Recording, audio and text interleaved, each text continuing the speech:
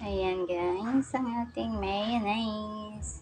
So, hello mga guys, for this video, gagawa naman po tayo ng homemade mayonnaise. Mayo, or mayonnaise, or whatever ang tawag dyan sa inyo.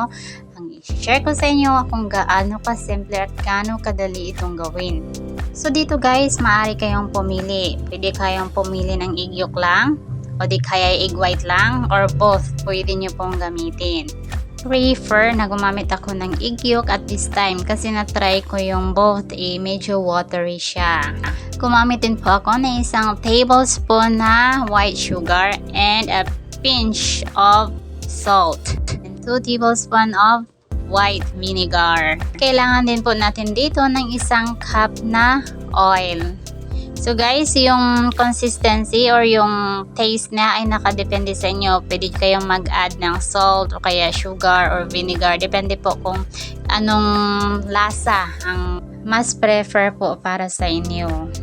Kayo na po bahala ang mag-adjust. So ang una po natin gawin ay sa isang mixing bowl, ilagay po natin ang egg yolk. Sa akin, egg yolk lang po ang aking ginamit.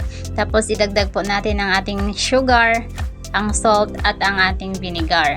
Tapos gamit po ang handheld mixer, yan po ay una nating i-mix. Pagkatapos niyan ay dahan-dahan na nating idagdag ang ating oil. Hindi po paminsanan ng oil guys, kailangan pa kunti-kunti lang po at saka mix. Lagay na naman ng oil tapos i-mix na naman ng maigi. Habang parami ng parami ang naidagdag nyo na oil ay parang pabigat ng pabigat ang ating mixture at unti-unti siyang nagpo-form into fluffy hanggang sa magiging mayonnaise na siya. So ang technique dito guys, para makuha natin yung tamang consistency ay pakunti-kunti lang talaga.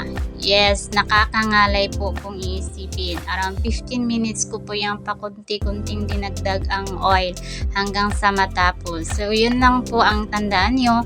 Hindi po natin bigla ang ibuhos ang oil para po successful ang ating recipe. So kung makikita nyo po ay nagiging fluffy siya. So i-repeat nyo lang po ang process ng pag-add ng oil tapos mix hanggang sa maubos ang 1 cup of oil.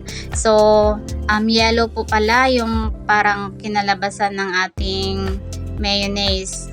Dahil po yan ay egg yolk ang ating ginamit. Pero kung gumamit po kayo ng egg white ay magiging puti po yan. So kung gusto nyo pong magiging flavored po ang ating mayonnaise ay maaari kayong magdagdag ng kung anong pang flavor. Pwede kayong mag-fry ng bacon o kaya chicken para po magkaroon. At i-add nyo po yan para magkaroon po ng kulay ang inyong mayonnaise. Ganun lang po kasimple. So kung kayo po ay nagninegosyo ng burger or kung ano pa na kailangan ng mayonnaise, I suggest na gumawa po kayo ng sarili ng mayonnaise para po mas nakatipid. So yun lang po. Sana po ay nakadagdag idea tayo sa video na to.